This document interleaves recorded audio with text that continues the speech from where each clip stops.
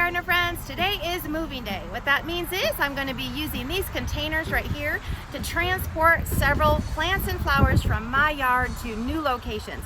Locations where they're going to be happier, and I'll explain why. Come on.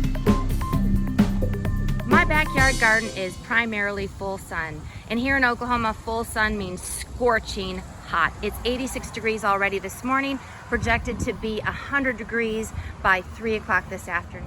And that explains why my poor little azaleas are frying in the north-facing garden.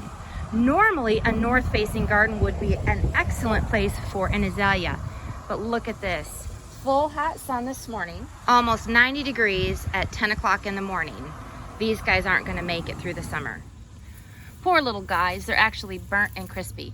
So I'm gonna show them some mercy and take them to the yard of a friend who has lots of pretty shade. I'm gonna replace those azaleas with some pretty purple loropetalum, but we may need to do that tomorrow morning when it cools off. Right now I've got 2 or 3 different locations I need to get to before it reaches that 100-degree mark. So now normally we would not transplant plants during the summer. Wait until early spring or late fall. But right now we've just got to save these azaleas from completely burning up.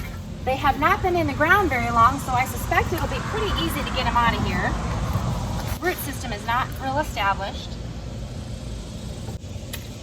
Now I'm going to teeter-totter, I'll call it my shovel, to help me lift that guy right out of the ground. And look at that, he came out real easy.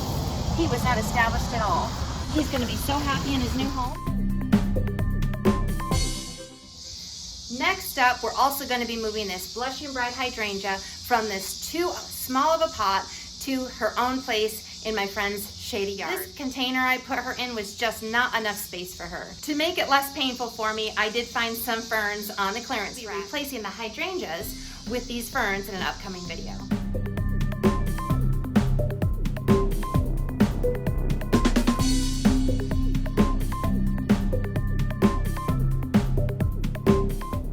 Those of you who have shady gardens are really blessed. You get to have some of the coolest plants in your yard.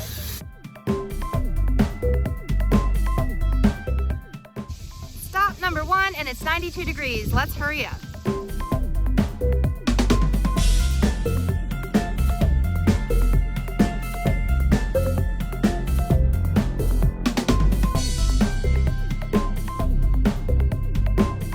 So we have our little hydrangea in the ground. The purpose of today's video is not to actually make a flower bed. We'll be back to do that video another time on a cooler day. I did set these bricks around the hydrangea so that the lawnmower wouldn't run it over accidentally. This is stop number 1 at 92 degrees. Let's head out to our next stop. Location number 2, and it's 95 degrees. So we're in location number 2, and it's a shade plant lover's paradise. Check this out. All of you shade plant lovers, eat your heart out. Isn't that amazing what you could do with this? Because it's so hot, we're just going to plant these azaleas today so that they can enjoy some of this nice shade, and we'll be back on another day when it's not so hot.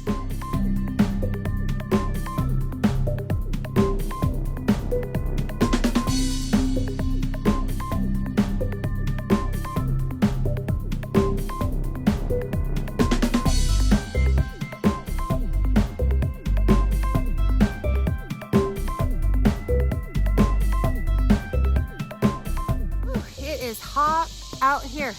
One of the benefits of gardening in the shade is you get to see critters, and I got to see a red cardinal. Check him out.